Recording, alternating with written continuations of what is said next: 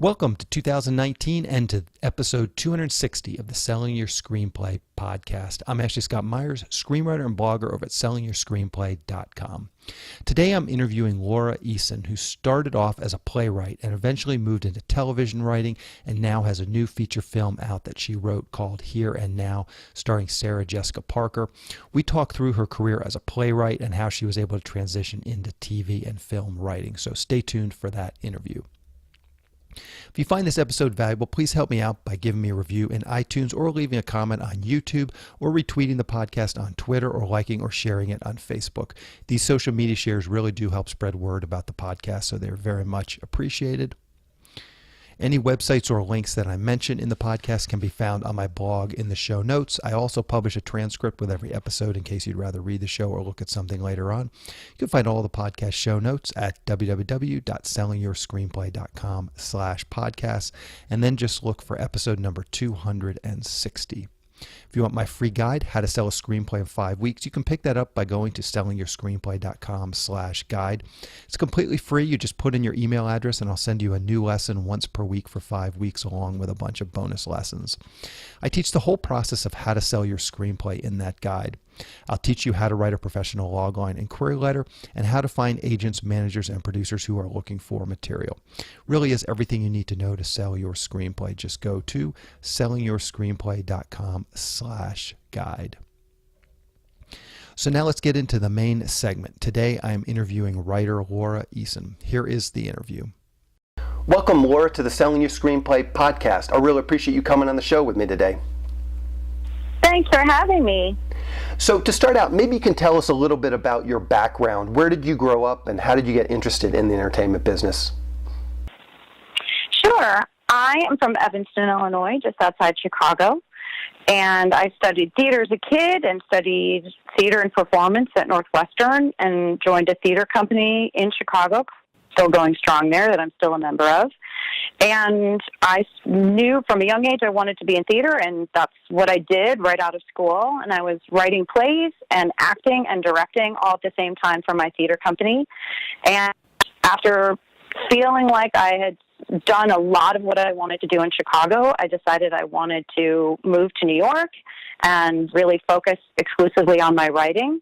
And I came to New York as a playwright and thought that's what I would do. And then a play that I wrote that was debuted at Steppenwolf Theater Company in Chicago got very successful and drew the attention of a large agency that had a large film and television arm. And I just didn't think film and television was going to be in my future because I was based in New York, but it turned out my play ended up opening a lot of doors as a writing sample. Mm-hmm. And I ended up, through that play, getting a meeting to staff on a new show that was going to drop on cards. And I jumped on through my, for example, I got the job to write for House of Cards season 2 and wrote on that for 4 years and have now been in film and TV for 5, almost maybe 6 years now. Perfect. And so what attracted you to theater as opposed to thinking that you would be in TV and film? Like why did you gravitate towards theater originally? Well, growing up in Chicago, there wasn't a lot of film and television shooting there. In the last few years, it's really expanded as a place where that would happen, but it just wasn't something that seemed possible. And it seemed like you needed to move to LA to be a writer in film and television, and that just wasn't even something that entered my mind as a possibility. But I went to the theater as a young person from Evanston into Chicago, and it's just I saw people doing what I wanted to do, so that became my goal. I see. So let's dig into Here and Now, starring Sarah Jessica Parker. Maybe to start out, you can give us a quick pitch or logline. What is that film all about? It is about a woman who's played by Sarah Jessica Parker named Vivian, who's a singer in New York City, and she had a terrible health diagnosis, life-threatening diagnosis, and we follow her after that, which starts in the first scene. We follow her for the next 24 hours, and it's really a movie about, it's really a reckoning of sorts as she looks at all of her relationships and her life choices and really takes stock of the choices that she's made over her life and eventually coming to a place of peace with who she is and how she's going to use the time she has left. I see. And where did this idea come from? What was the genesis for this story? The premise actually came from the director, Fabien Constant. He's a wonderful French director. This is his first feature. He's made beautiful documentaries, but this was his idea, and he brought it to Sarah Jessica Parker's company, Pretty Matches. They had been friendly for a while and were talking about working on something, and I had been talking to Allison Benson, Sarah Jessica's main producing partner, about a couple projects with them, and nothing had quite landed. And I had a meeting with them. We talked about the premise of the film, and I then pitched my take on it and what I thought. And then they said, "Let's do this." So it was a 2-year development process with Sarah Jessica, Allison Benson, Carolyn Moore, also at Pretty Matches, Livia Kramer's one of our other producers, and Fabian.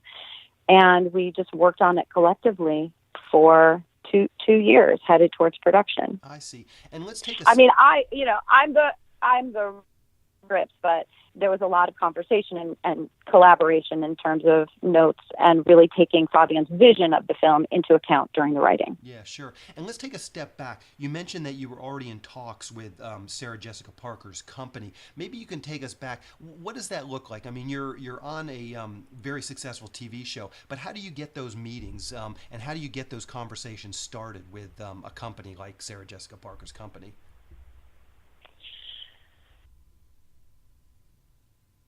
York. There just aren't as many of us in New York, screenwriters, as there are in LA. So I think the pool is smaller, and I think zeroing in on the companies that might be a good match. And the truth is that my agent, I'm with WME, they sent my script to Pretty Matches as a writing sample. And my manager, Britton Brizio, at Writ Large, was really instrumental in being strategic about who is in New York, what companies are based in New York that might have a similar sensibility that would be open to having a general with Laura. And I really just had a general meeting with Al.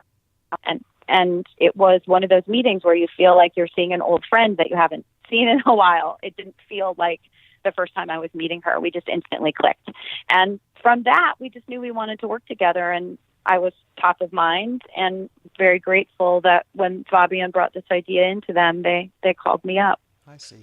Perfect. So let's dig into your writing process a little bit, and we can talk specifically about writing the screenplay for this project. Just a couple of quick questions. Where do you typically write? Do you have a home office? Do you have a office that you maybe pay for? Or do you write in a coffee shop? What does your writing look like in terms of where you go?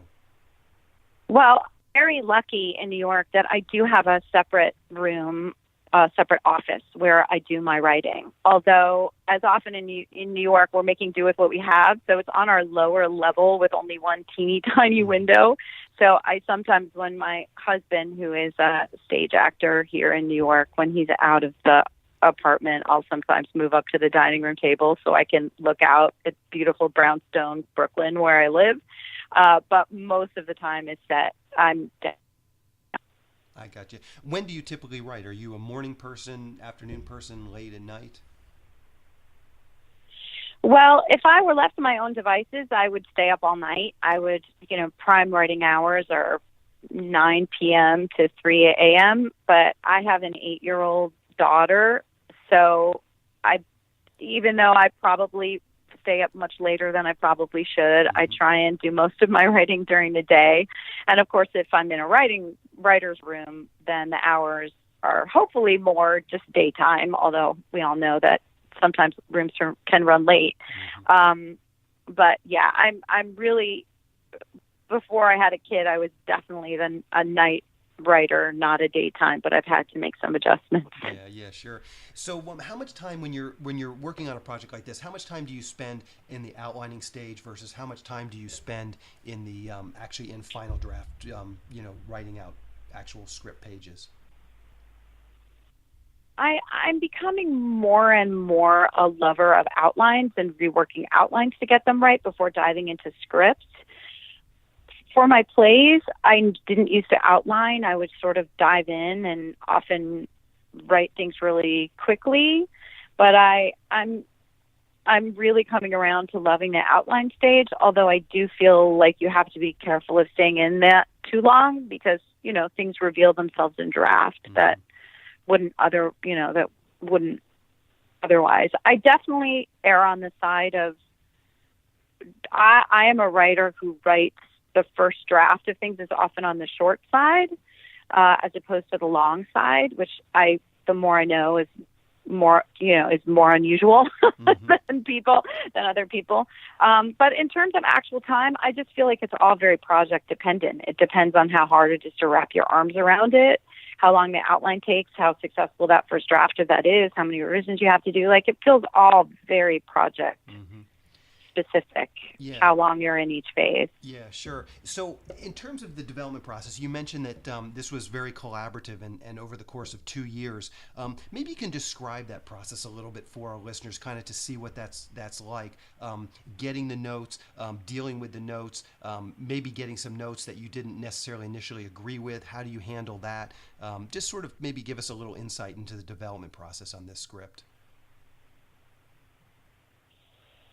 So after having the initial meeting about the film and the premise, the idea that Fabian had in mind and sort of his visual style for the film, which is very French New Wave inspired, I went back and did a pitch, sort of it was probably like a 15-page treatment of how I saw the film. And they really loved it, persuaded by it. And we decided, yes, let's move forward. So from that first treatment, I did an outline that we then talked about, and I did some revisions on that. And then pretty quickly, I went to draft. And then it was notes on the draft. And as I said, the spirit of the thing was so focused on the project and everyone feeling a collective relationship to it and not really feeling like one person's project or their project, my project. It just always felt like the group was always trying to make the thing better. So it never felt like, oh, I'm getting a note I don't like about my thing. It felt like notes coming in trying to make this collective endeavor better. So all of the process and negotiation of it was all very easy and fun. And even if I got a note I didn't agree with, I've been around long enough. I know it's not hard to give something a try or not, or it's not hard for me to hear notes and thoughts from people that I really respect and am happy to be in collaboration with. So it was a very dreamy process.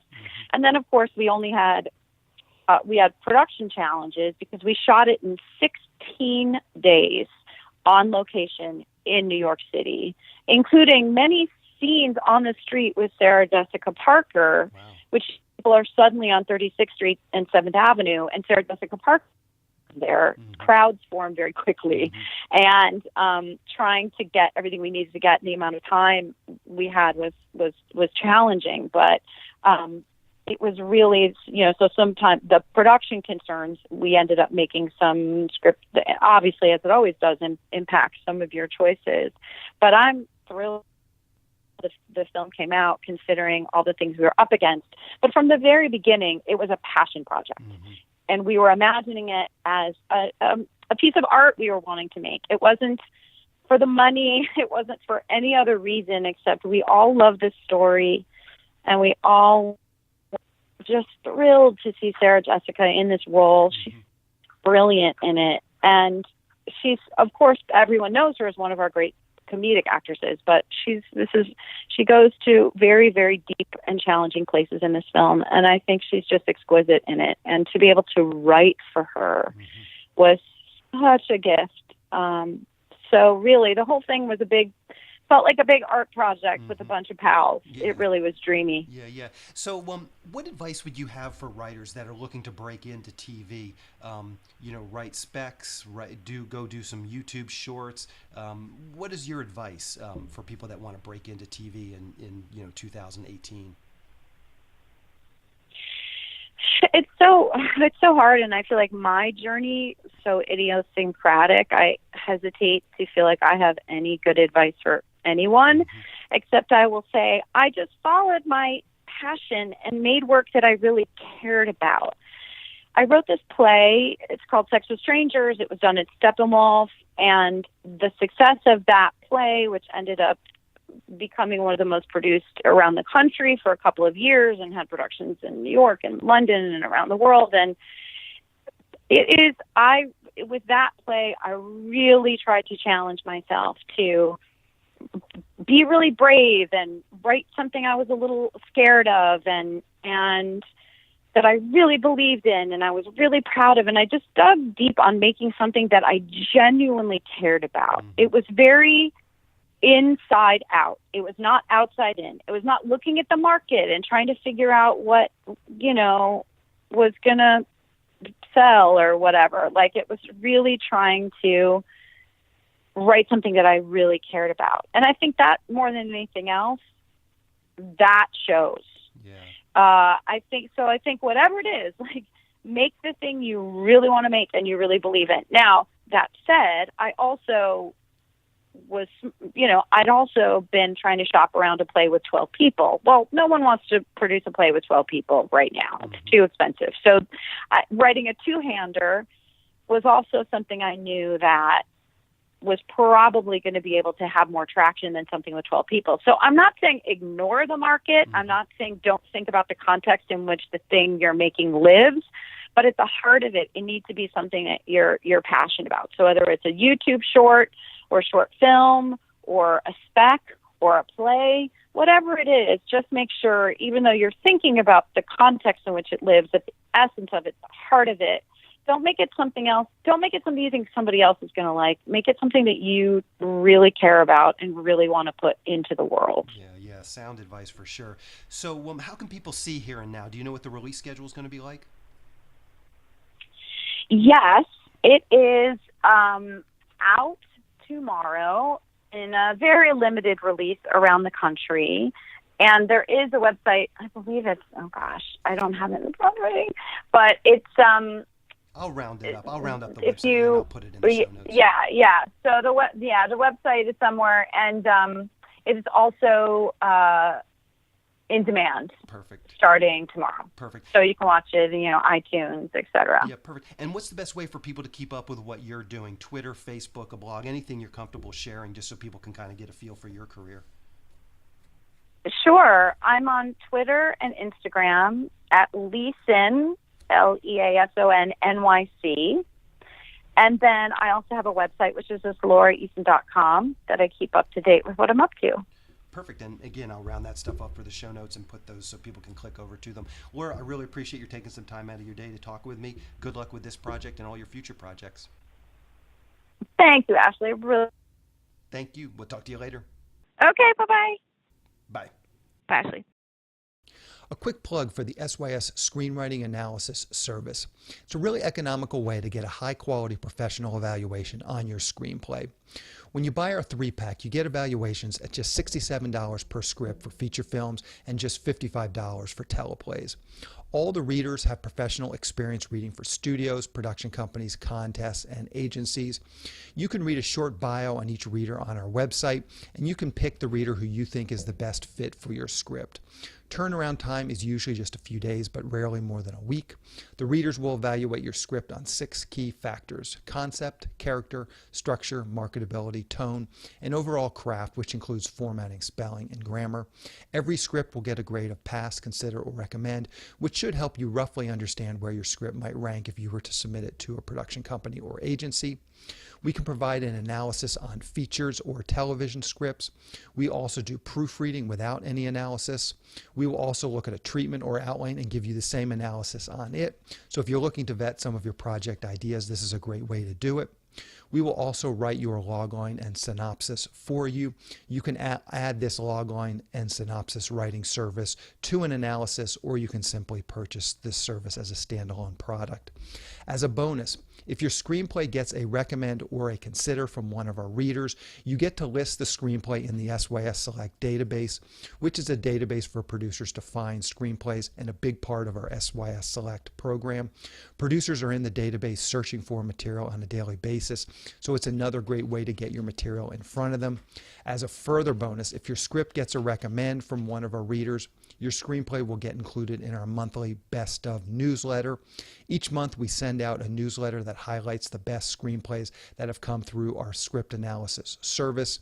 This is a monthly newsletter that goes out to our list of over 400 producers who are actively looking for material. So again, this is another great way to get your material out there. So if you want a professional evaluation of your screenplay at a very reasonable price, check out www.sellingyourscreenplay.com/consultants. Again, that's sellingyourscreenplay.com/consultants. On the next episode of the podcast, I'm going to be interviewing Joseph Culp. He has been working as an actor for many years, and now he is writing and directing his own projects. He just did a new film called Welcome to the Men's Group, so we talked through that project and how his career as an actor led him to writing and directing that. So keep an eye out for that episode next week. That's the show. Thank you for listening.